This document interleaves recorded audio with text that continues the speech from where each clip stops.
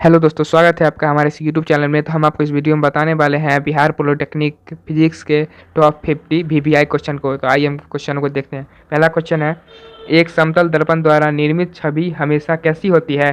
तो इसका आंसर होगा आभासी एवं खड़ा।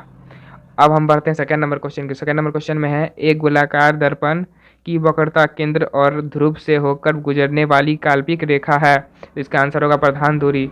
अब हम तीसरी नंबर क्वेश्चन को देखते हैं। तीसरा नंबर क्वेश्चन में है, अवतल दर्पण से परावर्तन के बाद प्रमुख अक्ष के समांतर एक किरण कहाँ से गुजरती है? इसका आंसर होगा प्रधान केंद्र बिंदु। अब हम अगले क्वेश्चन की ओर बढ़ते हैं। अगला क्वेश्चन में है, निम्नलिखित परिघटनाओं में से कौन सी व्याख्या इस अवधारणा के साथ नहीं की जा सकती है कि प्रधान सदैव रेखा में चलता है? इसका आंसर होगा विवितरण। अब हम पांचवें नंबर क्वेश्चन की ओर बढ़ते हैं। पांचवें नंबर क्वेश्चन में है, समतल दर्पण द्वारा बनाया गया प्रतिबिंब प्रतिबिंब पहला वस्तु के आकार से दोगुना होगा, दूसरा है वस्तु के आकार का आधा होगा, और तीसरा ऑप्शन दिया हुआ है वस्तु के आकार के बराबर आकार का होगा। चौथा ऑप्शन दिया हुआ है पार्श्विक उल्टा। इसका जो आंसर होगा वह होगा 3 नंबर और 4 नंबर, मतलब 3 नंबर 4 नंबर, 3 और 4 होगा। 3 और 4 में दिया हुआ वस्तु के आकार के बराबर का होगा, मतलब जो वस्तु के आकार होगा उसका बराबर होगा, और चौथा में है पार्श्विक उल्टा। अब हम बढ़ते हैं छठे नंबर क्वेश्चन की ओर।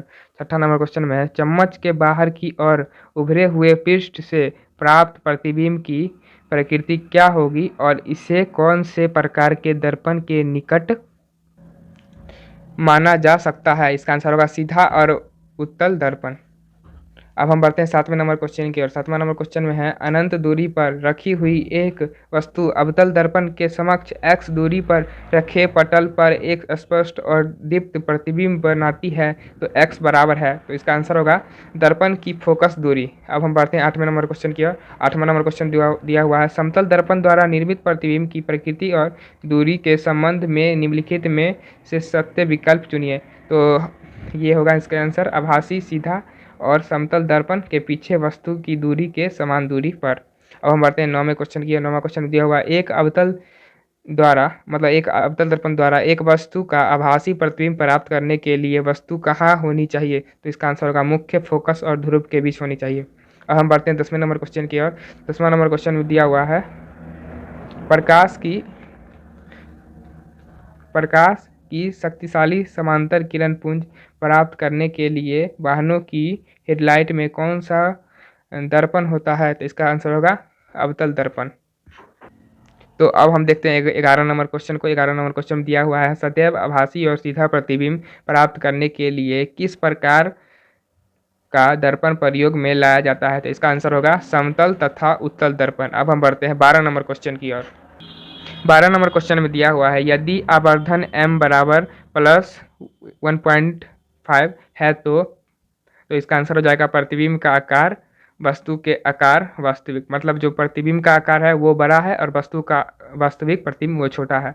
अब हम बढ़ते हैं 13 नंबर क्वेश्चन की। 13 नंबर क्वेश्चन दिया हुआ है, जल में आंशिक रूप से डूबी एक पेंसिल वायु और जल के अंतरपृष्ठ पर प्रतिस्थापित प्रतीत होती है, यह किसके कारण है? तो इसका आंसर होगा अपवर्तन के कारण।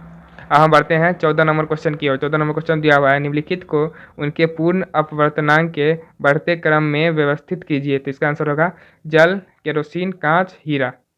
अब हम बढ़ते हैं 15 नंबर क्वेश्चन की ओर। 15 नंबर क्वेश्चन दिया हुआ है, लेंस की शक्ति लेंस की फोकस दूरी से किस प्रकार संबंधित है? इसका आंसर होगा 1/f से प्रत्यक्ष समानुपाती। अब हम बढ़ते हैं 16 नंबर क्वेश्चन की ओर।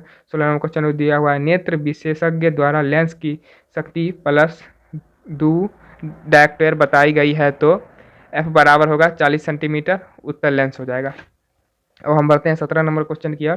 17 नंबर क्वेश्चन दिया हुआ है, मानव नेत्र में प्रवेश करने वाली प्रकाश की मात्रा किसके द्वारा नियंत्रित होती है? तो इसका आंसर होगा आँख की पुतली द्वारा।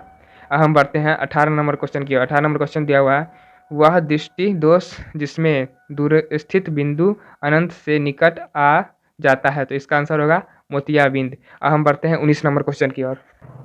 19 नंबर क्वेश्चन दिया हुआ है, एक व्यक्ति समाचार पत्र को सहजता से पढ़ने के लिए आंखों से रखकर पढ़ता है, तो उसे क्या है? तो उसको दूरदृष्टि दोष है।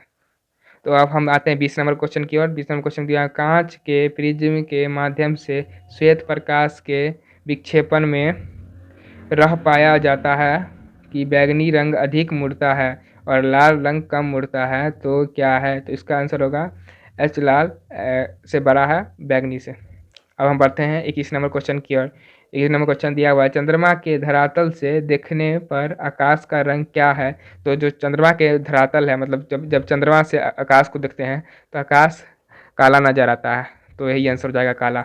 अब हम बढ़ते हैं 22 नंबर क्वेश्चन की ओर। 22 नंबर क्वेश्चन दिया हुआ है, 15 सेंटीमीटर फोकस दूरी वाले अवतल दर्पण से 20 सेंटीमीटर की दूरी पर 5 सेंटीमीटर की ऊंचाई वाले एक वस्तु रखी गई है, प्रतिबिंब की प्रकृति क्या है? तो उसका आंसर हो जाएगा वास्तविक, उल्टा और बड़ा होगा। अब हम बढ़ते हैं 23 नंबर क्वेश्चन की ओर। तो इस नंबर क्वेश्चन दिया हुआ है, वायु में 750 नैनोमीटर तरंगदैर्ध्य वाला एक प्रकाश 1.5 अपवर्तनांक वाले कांच की स्लैब में प्रवेश करता है, प्रकाश की तरंगदैर्ध्य में लगभग परिवर्तन है, इसका आंसर होगा 250 नैनोमीटर। अब हम बढ़ते हैं 24 नंबर क्वेश्चन की ओर। 24 नंबर क्वेश्चन दिया हुआ है, दो लेंस हैं, एक 20 सेंटीमीटर की फोकस दूरी का उत्तल है और दूसरा 25 सेंटीमीटर की फोकस दूरी का अवतल है, इस संयोजन की फोकस दूरी कितनी होगी? तो इसका आंसर होगा 100 सेंटीमीटर। अब हम बढ़ते हैं 25 नंबर क्वेश्चन की। 25 नंबर क्वेश्चन दिया हुआ है, यदि वायु से जल का अपवर्तनांक 4/3 है तो जल से वायु का अपवर्तनांक है, तो इसका आंसर हो जाएगा 3/4। अब हम बढ़ते हैं 26 नंबर क्वेश्चन की। 26 नंबर क्वेश्चन दिया हुआ है, एक व्यक्ति को -0.50 डायरेक्टर शक्ति के लेंस की आवश्यकता है, तो उसका दूरस्थित बिंदु कहाँ है? तो उसका हो जाएगा आंसर 2 मीटर होगा।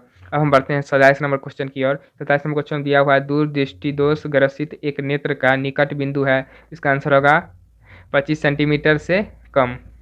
अब हम बढ़ते हैं 28 नंबर प्रश्न की ओर। 28 नंबर प्रश्न दिया हुआ है, एक विद्युत सर्किट में एक कूलाम आवेश को बिंदु ए से बिंदु बी तक ले जाने में 1 जूल कार्य होता है, तो वह क्या संदर्भित है? इसका आंसर होगा बिंदु ए और बी के बीच 1 वोल्ट विभवांतर। अब हम बढ़ते हैं 29 नंबर क्वेश्चन की। 29 नंबर क्वेश्चन दिया हुआ है, ओम के नियम के अनुसार V बराबर आई आर, इसका आंसर होगा VAI। तो अब हम बढ़ते हैं 30 नंबर क्वेश्चन की ओर। 30 नंबर प्रश्न में दिया हुआ है, तार का प्रतिरोध किस कारण पर निर्भर करता है? इसका आंसर होगा अनुप्रस्थ काट का क्षेत्रफल, लंबाई और तापमान पर निर्भर करता है। अब हम बढ़ते हैं 31 नंबर क्वेश्चन की ओर। 31 नंबर क्वेश्चन दिया हुआ है, एक विद्युत सर्किट में विद्युत धारा को नियमित करने के लिए प्रयोग किया जाने वाला यंत्र है, इसका आंसर होगा धारा नियंत्रक। अब हम बढ़ते हैं 32 नंबर क्वेश्चन की। 32 नंबर क्वेश्चन दिया हुआ है, असमान अनुप्रस्थ काट के एक धात्विक चालक में एक स्थिर विभवांतर लगाया गया है, संपूर्ण चालक में जो मध्य स्थिर रहता है, इसका आंसर होगा विद्युत धारा। अब हम बढ़ते हैं 33 नंबर क्वेश्चन की ओर।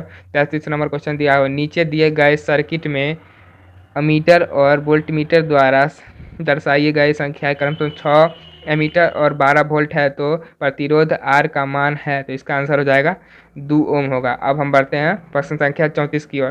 प्रश्न संख्या 34 में दिया हुआ है, एक चालक में 5 मिनट में 1500 कूलाम के आवेश प्रवेश करते हैं और 1500 कूलाम के आवेश निकलते हैं, तो विद्युत धारा है, इसका आंसर होगा 5 एम्पियर। अब हम बढ़ते हैं 35 नंबर क्वेश्चन की ओर।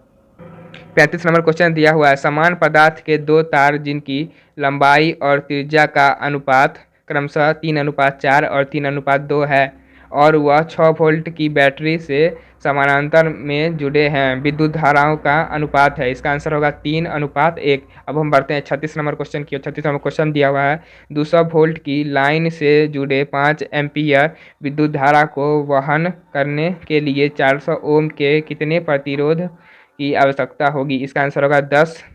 अब हम बढ़ते हैं 37 नंबर क्वेश्चन की। 37 नंबर क्वेश्चन दिया हुआ है, दिए गए सर्किट आरेख में वोल्ट मीटर द्वारा दर्शाई गई संख्या है, इसका आंसर होगा 5 वोल्ट। अब हम बढ़ते हैं 38 नंबर क्वेश्चन की ओर। 38 नंबर क्वेश्चन दिया हुआ है, 8 ओम प्रतिरोध वाले एक तार को मोड़कर एक बंद वृत्त बनाया गया है, बिंदु ए और बी के बीच प्रभावी प्रतिरोध क्या है? इसका आंसर होगा 3/2। अब हम बढ़ते हैं प्रश्न संख्या 39 की ओर। 39 नंबर प्रश्न में दिया हुआ है, एक विद्युत हीटर को 1 किलोवाट दर्शाया गया है, प्रति घंटा उत्पादित ऊष्मा की गणना करें। इसका आंसर होगा 3600 गुना 10⁻³ जूल। अब हम बढ़ते हैं 40 नंबर प्रश्न की ओर। 40 नंबर प्रश्न में दिया हुआ है, प्रतिरोधकता का एसआई इकाई है। इसका आंसर होगा ओम मीटर। अब हम बढ़ते हैं 41 नंबर क्वेश्चन की ओर। 41 नंबर क्वेश्चन दिया है, ए और बी दो हीटर क्रमशः 220 वोल्ट पर 200 वाट और 220 वोल्ट पर 40 वाट दर्शाए गए हैं और वह 220 वोल्ट आपूर्ति से समांतर में जोड़े गए हैं। हीटर बी द्वारा निकाली जाने वाली विद्युत धारा की गणना करें। इसका आंसर होगा 0.182 एमीटर। अब हम बढ़ते हैं 42 नंबर प्रश्न की ओर। 42 नंबर प्रश्न में दिया हुआ है, आपके घर में एक छोटे विद्युत संयंत्र में 45 किलो जूल ऊर्जा उत्पादित होती है, तो आप एक 45 वाट का तापदीप्त बल्ब लगभग कितनी देर जला सकते हैं। इसका आंसर होगा 16.67 मिनट तक जला सकते हैं। अब हम बढ़ते हैं 43 नंबर प्रश्न की ओर। 43 नंबर प्रश्न में दिया हुआ है, चुंबकीय क्षेत्र रेखाओं के गुणधर्मों के संबंध में निम्नलिखित में से कौन सा सत्य नहीं है। इसका आंसर होगा, जब दो चुंबक रखे जाते हैं तो वे प्रतिच्छेद करते हैं। अब हम बढ़ते हैं 44 नंबर प्रश्न की ओर। 44 नंबर प्रश्न में दिया हुआ है, एक प्रयोग में एक विद्युत धारा वाहक चालक को एक कंपास पर चुंबकीय सुई के समानांतर रखा जाता है। यदि विद्युत धारा की दिशा दक्षिणी से उत्तर है तो इसका आंसर हो जाएगा सुई की उत्तरी ध्रुव पश्चिमी की ओर मुड़ जाता है। अब हम बढ़ते हैं 45 नंबर प्रश्न की ओर। 45 नंबर प्रश्न में दिया हुआ है, एक लंबे सीधे विद्युत वाहक तार में चुंबकीय क्षेत्र की शक्ति, तो इसका आंसर होगा शक्ति होगी, तो इसका आंसर होगा तार के पदार्थ की प्रकृति पर निर्भर करती है। और दूसरा दिया हुआ है, विद्युत धारा से प्रत्यक्ष समानुपाती है। और तीसरा ऑप्शन है, दूरी से प्रतिलोमी समानुपाती है। इसका आंसर होगा 2 नंबर और 3 नंबर। तो 2 नंबर में दिया है, विद्युत धारा से प्रत्यक्ष समानुपाती है और दूरी से प्रतिलोमी समानुपाती है। अब हम बढ़ते हैं 46 नंबर प्रश्न की ओर। 46 नंबर प्रश्न में दिया हुआ, एक चुंबकीय क्षेत्र में रखे गए विद्युत वाहक तार पर बल की दिशा निर्भर करती है। इसका आंसर होगा विद्युत धारा की दिशा के साथ साथ क्षेत्र की दिशा पर। अब हम बढ़ते हैं 47 नंबर प्रश्न की ओर। 47 नंबर प्रश्न दिया हुआ है, एक विद्युत फ्यूज आधारित है इसका आंसर होगा विद्युत धारा के ऊष्मीय प्रभाव पर। अब हम बढ़ते हैं 48 नंबर प्रश्न की ओर। 48 नंबर प्रश्न में दिया हुआ है, एक बॉक्स प्रकार के सौर कुकर के शीर्ष पर कांच के आवरण का उद्देश्य है। इसका आंसर होगा विकिरण द्वारा ऊष्मा का ह्रास कम करने के लिए। अब हम बढ़ते हैं 39 नंबर प्रश्न की ओर।